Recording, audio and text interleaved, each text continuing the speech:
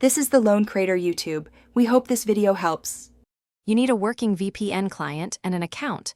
Once that's ready, launch the VPN app and connect to a nearby server for speed.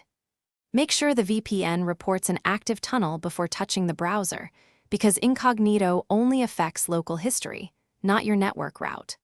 Once connected, open your browser and start a new incognito or private window. This ensures your browsing is isolated from stored cookies, while the VPN handles the IP and encryption. Now that you're in an incognito window with the VPN already connected, configure protection features. Enable the kill switch so traffic stops if the VPN drops. Select a secure protocol such as WireGuard or OpenVPN depending on your priorities. WireGuard for speed, OpenVPN for broader compatibility. Then run a quick IP and DNS leak check in Incognito to confirm your real IP isn't exposed. If anything shows, disconnect and tweak settings until the test. To finish, close the Incognito window and disconnect the VPN if you're done.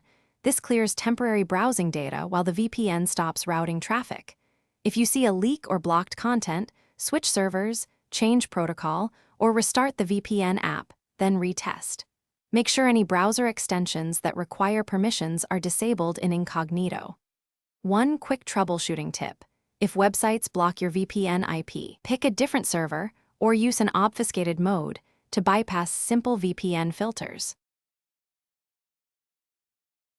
Thanks for watching. Consider subscribing if we helped you.